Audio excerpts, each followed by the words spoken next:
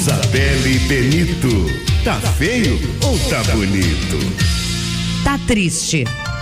Na última sexta-feira, eu acompanhei a história, que parecia mais uma dessas histórias corriqueiras em que não existe bala perdida, mas existe inocente que morre na guerra de traficantes.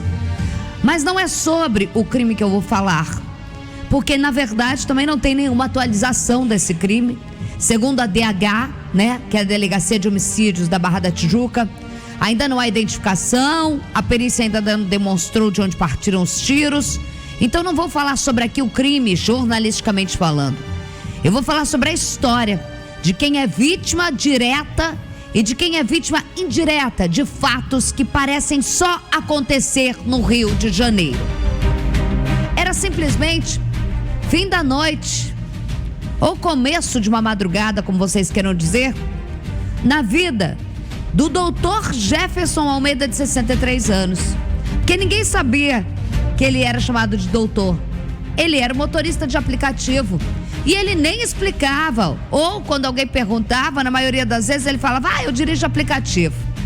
Advogado, 63 anos, o Dr. Jefferson Almeida, que durante 3 décadas dedicado à advocacia, muitas vezes fez papel de defensoria pública, quando a pessoa não tinha dinheiro para pagar seus honorários, e ele simplesmente achava que poderia fazer algo bom, ele usava do direito, da sua formatura, quando ele passou pela primeira vez, na primeira prova que prestou para o OAB em 1987, começou a advocacia, ele atendia muitos clientes de graça, contado pelo próprio filho.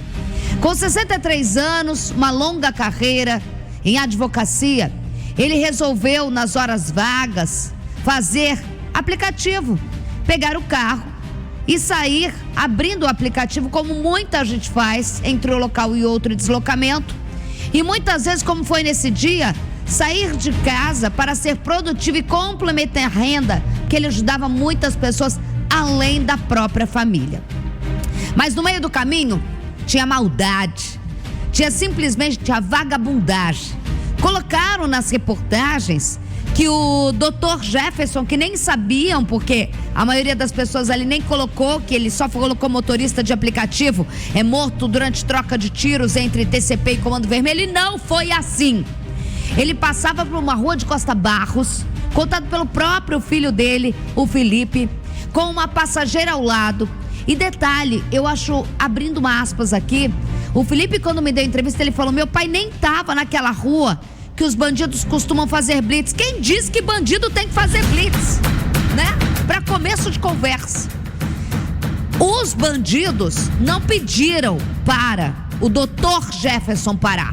Ele estava com uma passageira, a Camila Daniela da Silva, de 24 anos, que contou exatamente que bandidos interceptaram, eles ouviram uma troca de tiros, e quem estava na pista, longe de onde estava o confronto, já disparou várias vezes antes de qualquer chance de defesa ou do Dr. Jefferson parar o carro. Ele é atingido diretamente, sem chance de sobreviver, apenas agonizando. Ela puxa o freio de mão e aí os bandidos retiram do local. E o filho disse para mim: eles viram o que eles tinham feito, a M que eles tinham feito, colocaram meu pai numa Kombi e mandaram levar para UPA. Não, sinto muito. Eles não fizeram isso por pensar: matamos uma vítima e não um inimigo. Não, eles colocaram ali para não dar o BO, como eles dizem, e porque eles viram que não tinha polícia para eles culparem para ser uma bala perdida, porque era briga de Comando Vermelho com o 3º Comando Puro. A passageira puxou o freio de mão, baleada, sobreviveu, não conseguiu contar a história, mas o Jefferson estava na sexta-feira no Instituto Médico Legal, tinha acabado de chegar de Saquarema. E ele falava que enquanto ele não via o corpo do pai, ele não entender como aquilo tinha acontecido. Solta, Ezio. Um cara inocente, trabalhador, e só estava fazendo um extra. Quem vai ser a próxima vítima? Inocente, passando numa rua qualquer. Ele não entrou na favela. Ele estava passando na principal, na rua principal. Ele não entrou errado, sem querer, entendeu? Eu quero saber isso. Se as autoridades se vão trabalhar em prol da sociedade mesmo, ou se vão trabalhar só em benefício próprio, em interesse próprio. Porque o que acontece? Quem paga a conta somos nós. Quem paga a conta somos nós. Não é uma conta de imposto que a gente fala, não é uma conta de falta de segurança. A conta da família do Dr. Jefferson, advogado que estava fazendo o bico de motorista de aplicativo para ajudar e sustentar outras pessoas, enquanto poderia até mesmo estar já em casa fazendo petição ou fazendo a audiência que ele queria. Não, a conta é com a própria vida, é com o sangue, sem a chance, agonizando numa Kombi, correndo para chegar numa UPA e ser descartado lá, porque as pessoas têm medo até dos próprios bandidos. A investigação o quê? Não tem nada, não tem novidade. A conta cai no colo de quem? Do Jefferson, que não tinha caído a ficha, que tinha pedido o pai, o companheiro de churrasco, o amigo do bar do futebol, o cara que gostava de ajudar as pessoas que não tinham dinheiro ou não tinham informação com o direito que tinham muitas vezes para coisas pequenas, causas pequenas, para pessoas que precisavam dele muitas vezes, como assim como fazia como advogado, fazia como motorista de aplicativo. Senhoras que falavam, posso te pagar depois? Ele falava, não, era o meu trajeto. E não era o trajeto dele. E não era o trajeto dele também a bala. A bala que não é perdida. A bala que os bandidos não têm direito de fazer blitz, coisa nenhuma, nem numa rua principal. O que é o Rio de Janeiro? Como as autoridades tratam esse Rio de Janeiro? Como a gente encara esse Rio de Janeiro? Como a gente normaliza a morte e a vida banalizada numa manchete? Motorista de aplicativo é morto por bala perdida em trocas de tiros em Costa Barros. Não é isso!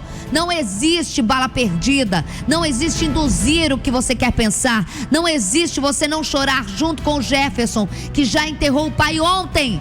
E hoje sim cai a ficha de que não vai mais existir o pai, não vai mais existir o irmão, não vai mais existir o filho, não vai mais existir o ex-marido querido, não vai mais existir o pai querido, não vai mais existir o marido querido, não vai mais existir o avô que adorava colocar o franguinho na grelha só pro neto comer apenas aquilo. Por isso, se você me perguntou se tá feio ou tá bonito, a nossa notícia aqui sempre vai além da investigação. É um absurdo e tenho dito.